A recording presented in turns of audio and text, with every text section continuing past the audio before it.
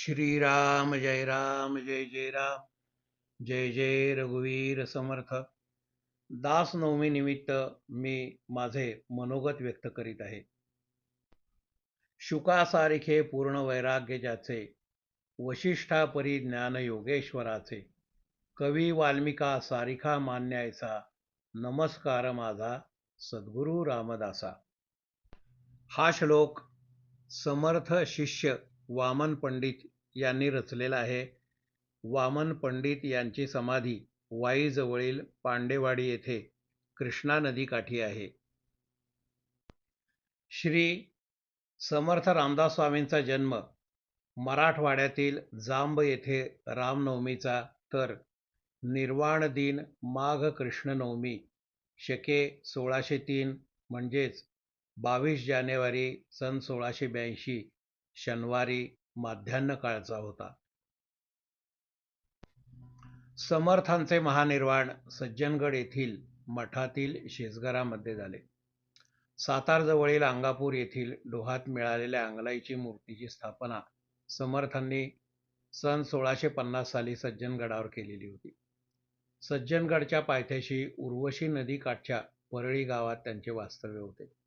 तेथेच त्यांना दासबोधाची रचना करायची होती, पण स्वराज्यावरील अफजलखानाचे आक्रमण, जावळी खोऱ्यातील चंद्रराव मोऱ्यांचा स्वराज्याला विरोध या पार्श्वभूमीवर शिवाजी महाराजांना मदत करण्याच्या दृष्टीने त्यांनी रायगडच्या पायथ्याजवळील शिवथरगड येथे मुक्काम करून दासबोध लिहिला.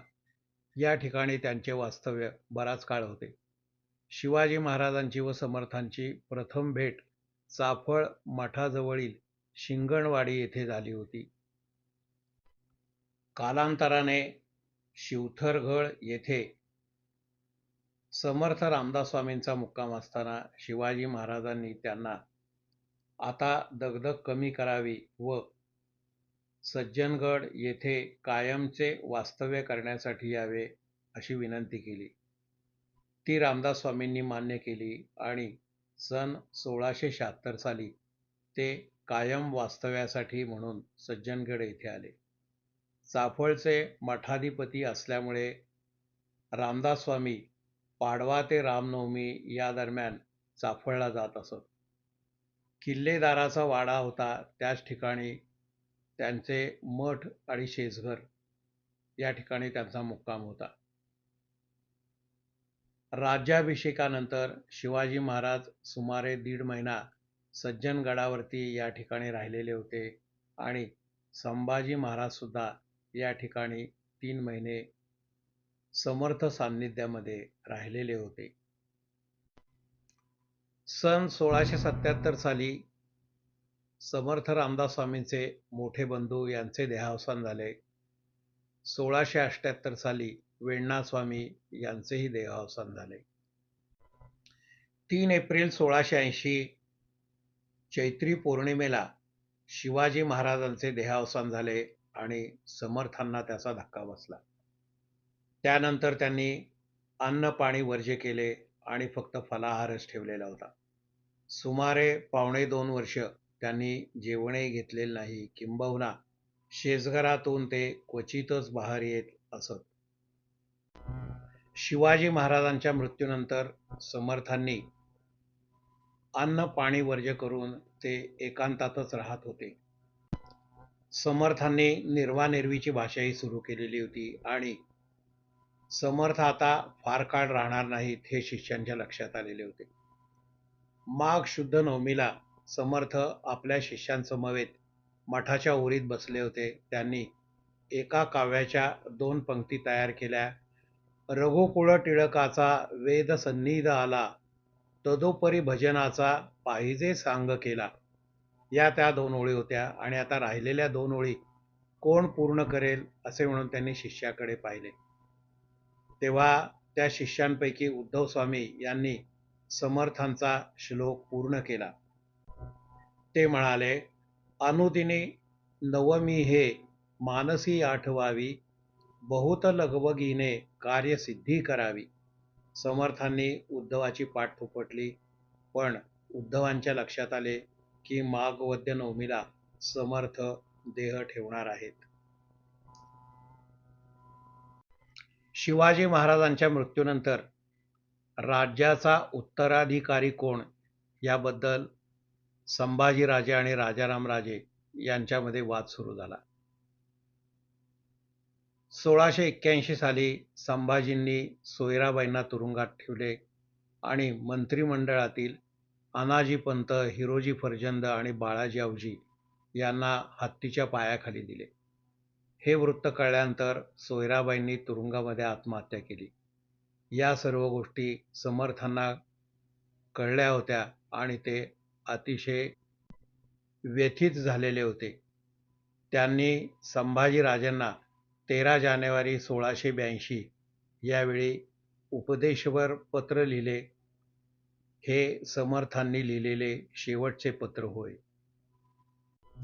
सन 1682च्या माघ वद्य पंचमी या दिवशी तंजावरच्या व्यंकोजी राजेंनी पाठवलेल्या पंचधातूच्या राम, लक्ष्मण, सीता व मारुती यांच्या मूर्ती सज्जनगडावरती पोहोचल्या. त्या बघून समर्थांना अतिशय आनंद झाला. त्यांनी स्वहस्ते पूजा केली आणि शेवटचे 5 दिवस ते त्या मूर्तीसमोर बसून राहिलेले होते. समर्थांच्या एकांतवासात त्यांना भेटण्यासाठी शेजघरामध्ये फक्त उद्धव स्वामी आणि अक्का स्वामी यांनाच जाण्याची परवानगी होती. इतरांना काही विचारायचे असल्यास राम बुद्धी देईल त्याप्रमाणे करा असे समर्थ सांगत असत. माघ वद्य नवमीला समर्थांची निर्वानिरव वाढलेली होती व सर्व शिष्य व्याकुळ झाले. तेव्हा समर्थांनी आत्मा रामदासबोध, माझे स्वरूप स्वतः सिद्ध, असता न करावा हो खेद भक्तजनी, असा भक्तांना उपदेश दिला. ग्रंथ हेच गुरु व दासबोध म्हणजेच मी आहे, हे समर्थांनी शिष्यांना सांगितले. 22 जानेवारी सन 1682 माघ कृष्ण नवमी शके 1603 शनिवार या वेळेला दुपारी समर्थ रामदास स्वामी प्रभू रामचंद्राच्या मूर्तीसमोर बसून श्रीराम जय राम जय जय राम हा जप करीत होते आणि माध्यान्ह काळाला त्यांनी 3 वेळेला मोठ्यांदी श्रीराम जय राम जय जय राम हा उद्घोष केला. मनापासून पण अतिशय मोठा केलेला उद्घोषाने सज्जनगड थरारला. आकाश भरून आणि भारून सुद्धा गेले आणि समर्थ राम रूपामध्ये विलीन झाले. त्यांच्या देहातून निघालेली ज्योती प्रभू रामचंद्राच्या चरणापाशी स्थिरावली. समर्थांच्या देहावसानानंतर त्यांच्यावर गडावरतीच अग्निसंस्कार केले. ज्या ठिकाणी त्यांच्यावर अग्निसंस्कार केला त्याच ठिकाणी 3ऱ्या दिवशी एक स्वयंभू शिळा समाधी स्वरूपात वर आली. त्याला अंशे गोमुख सुद्धा होते. समर्थांच्या देहावसानाचे वृत्त कळताच संभाजीराजे तातडीने सज्जनगडावर आले. त्यांना तेथे मंदिर बांधायचे होते, परंतु समर्थांच्या इच्छेप्रमाणे त्यांनी शेवटी सांगितले होते, माझे महत्व वाढवू नका, रामरायाचे महत्व वाढवावे आणि या ठिकाणी रामाचे देऊळ बांधावे. त्यांच्या इच्छेनुसार संभाजीराजेंनी राम मंदिर बांधले व भुयारामध्ये खाली समाधीची व्यवस्था केली. या समाधीवरती सुंदर कलाकुसर असलेली पितळी मेघडंबरी ही सुद्धा संभाजी महाराजांनी करून दिलेली आहे. या समाधीच्या मागे माहूर येथे श्री दत्तांनी दिलेल्या पादुका ठेवलेल्या आहेत. आपला लाडका शिष्य सोबत असताना आपल्याला अवतार समाप्ती करता येणार नाही हे समर्थांनी ओळखले होते, म्हणून त्यांनी कल्याण स्वामींना परांडा येथे पाठवले होते. कल्याण स्वामींना समर्थांनी समाधी घेतलेली आहे हे कळल्यानंतर ते तातडीने गडावरती आले आणि व्याकुळ होऊन समाधी समोर बोक्साबोक्षी रडू लागले. जाण्यापूर्वी आपल्याला गुरूंनी दर्शन दिले नाही याचा त्यांना धक्का बसला आणि त्यांनी अन्न पाणी वर्ज्य केले. त्यानंतर समर्थ समाधीतून प्रकट झाले. त्यांनी त्यांना उपदेश दिला आणि पुन्हा समाधीमध्ये ते अदृश्य झाले. या शिळेला त्यावेळेला पडलेली एक भेग अजूनही आपल्याला पाहता येते. समर्थांच्या पश्चात अक्कास्वामींनी सज्जनगडचा कारभार सांभाळला. 21 एप्रिल 1700 या रोजी सातारचा किल्ला औरंगजेबाने घेतला आणि 30 एप्रिल या दिवशी सज्जनगडाला वेढा घातला. 60 दिवस हा किल्ला लढवला जात होता. अक्कास्वामींनी हे आधीच ओळखून रामाच्या मूर्ती व्याघ्रगड येथे पाठवल्या व भुयार आणि तळघर अर्थात समाधी ही चिणून बंद केली.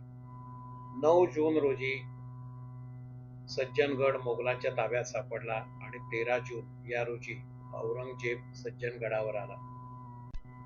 आतमध्ये देवस्थान किंवा इतर काहीही न दिसल्यामुळे त्याने त्या मंदिरामध्ये आपली कचेरी सुरू केली. 15 जून 1700 या दिवशी मोहरम होता. त्यावेळी औरंगजेबाने गडावरील मशिदीत नमाज पढून सुवर्ण फुले उधळलेली होती आणि त्यानंतर तो खाली उतरला. 1707 साली औरंगजेबाचे निधन झाले आणि मराठ्यांनी पुन्हा सज्जनगड जिंकला.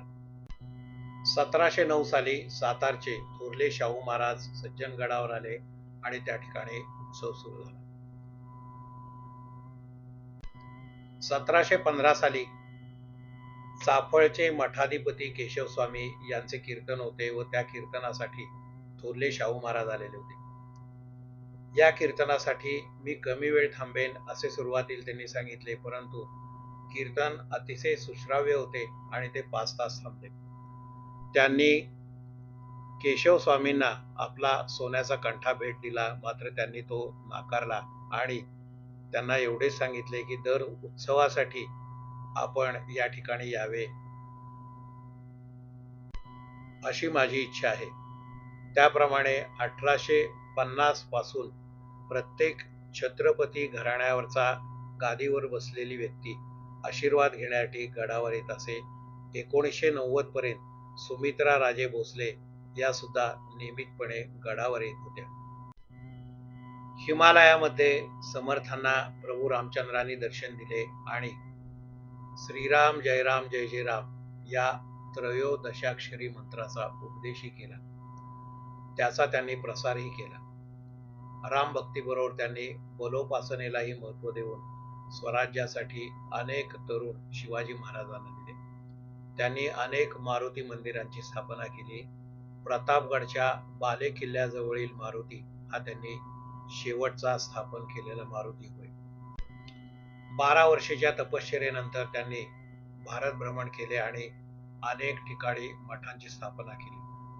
या मठांचा उपयोग शिवाजी महाराजांनी आग्र्याहून सुटका करून घेतल्यानंतर महाराष्ट्रात येताना त्यांना झालेला होता. समर्थांनी अनेक धार्मिक ग्रंथ लिहिलेले आहेत व अनेक आरत्या सुद्धा रचलेल्या आहेत.